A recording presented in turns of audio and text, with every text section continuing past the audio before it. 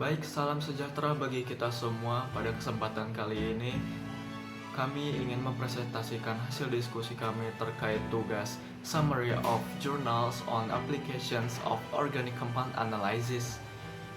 Dari jurnal yang kami kutip yaitu Analisis Senyawa Rhodamin B pada lipstik yang dijual di pasar tradisional Andalas oleh Eliskawati M. Alinti dan kawan-kawan.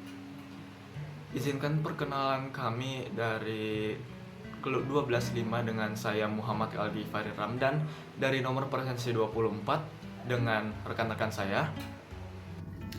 Perkenalkan, nama saya Hawa Moraramania dari nomor presensi 13. Perkenalkan, nama saya Dini Aulia dari nomor presensi 6. Perkenalkan, nama saya Dimas Asaniditya, presensi 4. Halo, perkenalkan nama saya Kaisah Ayu Anjani dari absen 16. Dengan video ini, kami akan membahas latar belakang penelitian, metode pengujian penelitian, serta hasil dan kesimpulan penelitian dari jurnal Analisis Senyawa Rhodamin B pada lipstik yang dijual di pasar tradisional Andalas oleh Elistikawati M. Alinti dan kawan-kawan. Kosmetik merupakan produk yang digunakan masyarakat untuk menunjang penampilan. Produk kosmetik yang saat ini kita bahas adalah lipstik. Lipstik pada umumnya memiliki berbagai macam senyawa organik yang digunakan sebagai bahan pewarnanya. Namun masih ada beberapa produk lipstik yang menggunakan senyawa berbahaya seperti rhodamin B yang tidak seharusnya berada dalam produk kosmetik. Oleh karena itu, perlu dilakukan analisis untuk mengetahui keberadaan senyawa-senyawa tersebut di dalam produk. Untuk analisis senyawa rhodamin B pada lipstik kali ini digunakan metode analisis yaitu metode spektrofotometri UV vis, di mana metode ini berprinsip pada penyerapan atau absorpsi radiasi elektromagnetik oleh molekul atau ion sampel pada panjang gelombang tertentu, yaitu untuk rentang UV pada 200 sampai 400 nanometer dan untuk visible pada 400 sampai 800 nanometer.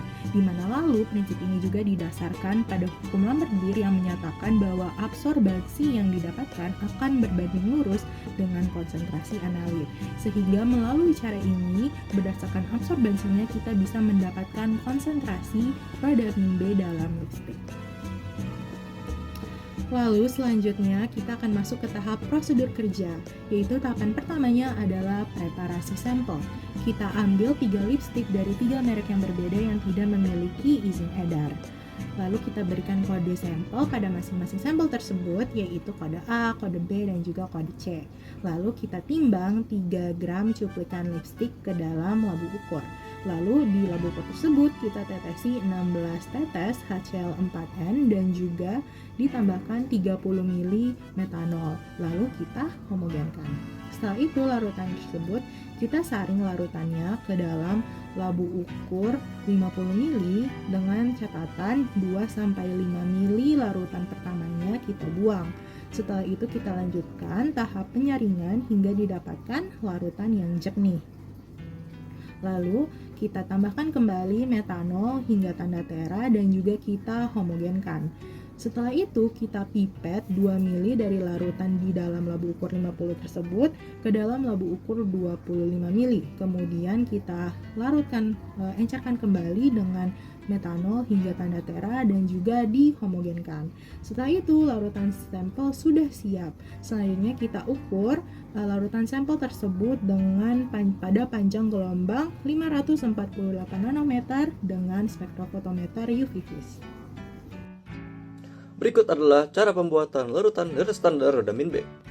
Pertama, rhodamin B ditimbang sebanyak 50 mg lalu dimasukkan ke dalam labu ukur 50 ml yang kemudian dilarutkan dengan metanol hingga tanda tera sehingga didapatkan larutan rhodamin B 1000 ppm.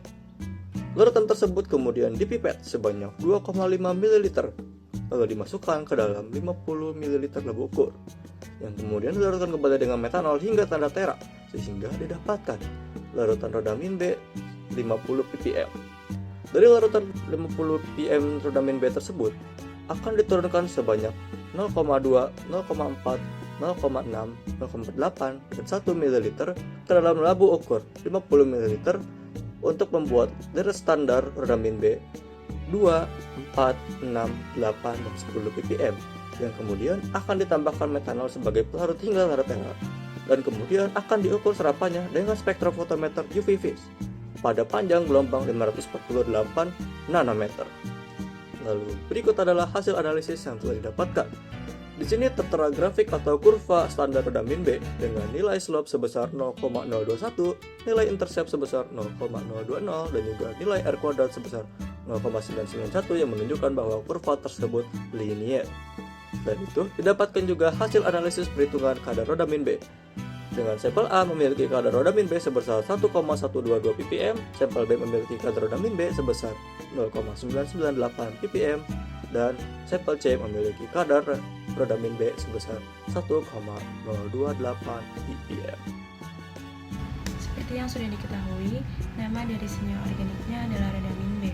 Rodamin B sendiri memiliki struktur dasar inti santen yang terdiri dari 3 cincin aromatik menyatu dengan 1 atom oksigen di tengahnya yang berfungsi sebagai sistem kromofor. Kedua sisi cincin tersebut terdapat gugus dietilamino dengan rumus kimia NC2H52 kali yang dapat memperkuat warna serta meningkatkan kelarutan. Sementara pada bagian atasnya juga terdapat gugus karboksilat dengan rumus kimia COO-. Hal ini yang membuat molekulnya bersifat ionik. Struktur ini menghasilkan sistem ikatan rangkap terkonjugasi sehingga rodamin B mampu menyerap cahaya dan tampak berwarna merah cerah. Untuk gambar strukturnya dapat dilihat seperti ini.